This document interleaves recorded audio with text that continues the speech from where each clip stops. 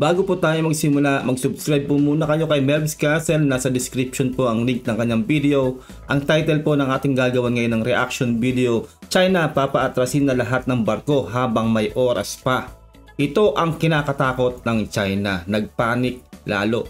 At kung hindi ka pa nakasubscribe sa aking channel, mag-subscribe ka na para ma-update ka kapag po naglalabas tayo ng ganitong mga reaction video. Simulan na po natin to. Let's do this. Anong feeling China? Mayroong ballistic missile ang Philippine Army na kayang pasabugin ang lupain nyo. Sino bang hindi matatakot? Yang area kasi na yan ang kayang pasabugin ng US ballistic missile. Halos linggo-linggo na lang nakikiusap ang China kay Defense Secretary Gibo Chodor. Alisin na ang ballistic missile sa Pilipinas. Ito na ang patunay na ang China ay takot talaga sa US, no? Ganyan po yan. Kaya po nararate lang ang China dahil nagkakalat na po o ikinakalat na po ng US ang kanilang mga missile system sa mga kaalyado nilang bansa dito po sa Asia. Laban po dyan sa China. Real talk yan. Seryosong banta daw to sa buhay ng mga incheck. Habang tumatagal kasi ay mas lalo pang nagiging eksperto ang sundalong Pilipino sa paggamit nito. Kaya talaga sana wag tanggalin ang mga missile system na yan na galing po sa US dahil para mapag-aralan pa po nating mabuti. Dahil sa pagkakaalam ko po, ganyan po ang kukunin po nating missile system o ganyan po ang ating mga bibilhin. Kaya dapat po mapag-aralan at ma-training lahat ng ating mga sundalo na gagamit po ng mga missile system po na yan. Ang mas malaking pang problema ng China, imbes na alisin to sa Pilipinas, dadagdagan pa ang nasabing ballistic missile ng US. 报道感到严重关切。关于美国在菲律宾部署中岛，中方已多次严正地阐明反对立场。有关的做法严重开历史倒车，严重威胁地区国家安全，严重地加剧地缘对抗。 Ayan tayo China eh. Gusto nyo kayo lang yung malakas, kayo lang yung dyan sa West Philippines. Samantalang ang Pilipinas wala namang ginagawa na hindi maganda dyan sa teritoryo mismo namin. Isipin nyo kaya naggaganyan ng Pilipinas, kaya nagpapalakas dahil din sa inyo. Real talk yan. No? Hindi magpapalakas ng ganyan ng Pilipinas kung hindi nyo tinetreten. Ganun yun. Kaya wala kayong pakialam kung kami ay magpalakas ng aming sandatahang lakas. Dahil kundi dahil sa ginagawa nyo yan, wala namang ganyang mangyayari. Kasi hindi pa pwedeng mag-sitting pretty lang ang Pilipinas. At kayo, nananatili kayong nangaharas dyan sa West Philippines Sea. Siyempre dapat ang bansa namin ay lumakas din para makayang dumepensa kahit man lang mag-isa. No? Ganun yun. 以引起地区国家的高度警惕和关切。 Kahit pa ata lumuhod ang China, hindi na aalisin yan sa Pilipinas. Dapat lang. Derechahan niyang sinabing Sekretary Anyo pagpalag sa panawagan ng mga Chinese. Sabay dagdag na walang karapatan ang China ng utus-utusan tayo. Walang... Tama lang yun, men. Hindi dapat. Lahat na lang sa parte ng Pilipinas ay pinakikialaman ng China. Mapapolitika natin. lahat pinakikialaman nila na hindi naman nila saklaw. Wala silang karapatan. Kaya nga bansang Pilipinas, hindi naman bansang China ang Pilipinas eh. Diba? Ganun yun. Wala kayong pake kung anong gawin ng Pilipinas. At unang-una, yung teritoryong sinasakop nyo ay sa Pilipinas yan. Siyempre papalag ang Pilipinas dahil sa amin yan. Ang anumang bansa o sino pa man ang magdidikta sa nais gawin ng Pilipinas. Nobody can dictate us on what to do. Yes. And at the same time, it is also our duty to perform our role as partner of the United States as far as the MDT is concerned, and we know what is best for our country. So they cannot dictate anything on us, particularly on the deployment of this missile launcher. Palakpakan natin dahil napakagandang statement po nun. Walang pwedeng sino mang dumikta sa pwedeng gawin o gagawin ng Pilipinas. Dahil meron po tayo alyansa sa US ay wala pong pakialam doon ng China. Real talk po yan, Ganun po talaga kasi nga kaalyado natin ang napakalakas o pinakamalakas sa bansa sa buong mundo. Siyempre, alam nyo na, inggit ang China doon sa US. Gusto nilang maungusan ng US. Kaya, yun, sobrang galaiti talaga ng China dahil yun nga, matagal na po nilang goal na gusto nilang malampasan ng US na hindi nila makaya-kaya.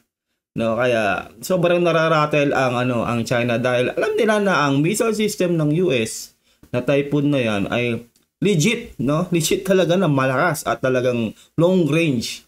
Kaya ngayon pa lang ay panay na pakiusap nila sa atin na tanggalin na yan. Pero hindi po sila pwede. Hindi sila pwede makialam at wala silang pakialam.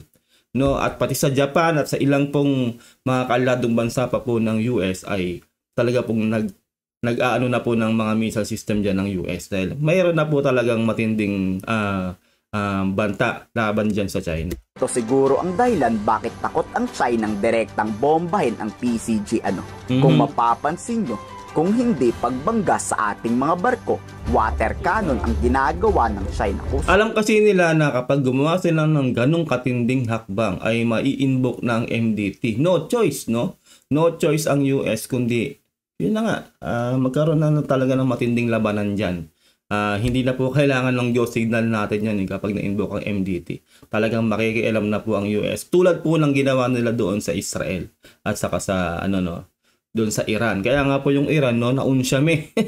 Naunsyame yung kanilang gagawing masama dahil nag-deploy ng napakaraming mga carrier at lahat po ng matitinding barko ng US noon, 'di ba, nung nakaraan lang. Ngayon, wala, naunsyame yung Iran kasi nag-isip sila, alam po kasi nila kung gaano kalakas ang US. Pero ni minsan hindi man lang nag-warning shot ang mga Chinese. Mas magre-reklamo siguro tong China pag dumating pa sa bansa yung binabalak bilhing ballistic missile ng Philippine Army. Kung tanong i-pull out yan, it would be the decision of the MDB, SEB, yung Mutual Defense Board. Yes. Yan ang mayroong say dyan. Tama. And there will be consultation. But for now, we need the what you call the Typhoon missile launcher for our training and capability upgrading ng ating. Saka kasi kung ipo-pull out natin yan, malaking yun sa atin, malaking masasabi nating insulto sa bansa natin o malaking karatawanan. No, ibig sabihin lang po, no, basta natin pinull out yan dahil sinabihan tayo ng China, isa lang pong senyalis yun na nagpapahawak tayo sa leg sa China, kaya hindi po talaga dapat na i-pull out ang ating mga missile system na yan. Dahil unang-una ay meron tayong banta galing sa China. Armed Forces. Kailangan alam din natin kung paano mag-operate ito because in the future, ito yung mga equipment na gusto natin ma-procure. Sinabi na to noon ni Defense Secretary Gibo Teodoro. Walang plano ang Pilipinas na gamitin to sa kalaban. Pwera na lang kung aatakihin kami. Kaya once na gumamit ng armed attack tong mga Chinese, maghanda-handa na tayo sa susunod na kabanata. Kaya dapat din lahat po ng mga barko rin natin, no, tayo na rin pong gumawa. Kasi po isipin nyo kung aantayin pa natin ang mga in-order nating barko dyan sa Japan at sa South Korea, ay matagal pa po yun. At isipin nyo, yung Teresa Magbanwa na butas at tabutas na rin lang. No? Hindi pa pala natin nababayaran ng buo yun. Ganun po, no? Kaya kaya naman po natin, no, na mag-build ng sarili po nating barko. Dito lang po sa amin, no, sa Subic, no, meron pong rito, shipbuilder dito. Napakalaki po nun. Although, sabihin na natin ang may-ari po nun ay Korean, no? South Korea po ang may-ari, no? Hanjin, no? In particular po, no? Pero po, kayang-kaya po talaga na dito po mismo sa Pilipinas natin gumawa ng sarili nating barko. Isipin nyo, napakalaki rin po natin na shipbuilder. Isa po tayo sa kilala na malaking shipbuilder sa buong mundo. Kaya sana po, no, dito na rin po gawin ang ating mga barko na isusuong po natin dyan sa West Philippine Sea para madagdagan pa po lalo ng trabaho ang ating mga mamamayan, ang mga Pilipino. Ganun po yun, no? Malaking, malaking puntos po sa atin yun at malaking kapakinabangan mismo sa mamamayang Pilipino. Kayo, pabor ba kayo sa desisyon ng Department of National Defense na wag tong alisin? I-komento sa baba ng inyong saloobin. Ayun lang po, no, nagawan po natin ng reaction video, ang napakagandang video na to ni Melvs Castle. Huwag niyong kalilimutan na mag-subscribe sa channel ni Melvs Castle. Nasa description po ang link ng kanyang video. Huwag niyo rin sanang kalilimutan na mag-subscribe sa ating channel para ma-update kayo kapag naglalabas tayo ng gatong reaction video. Like this video kung nagustuhan nyo ating reaction. Ingat po kayo lahat. Until next time, God bless and peace out. Bye.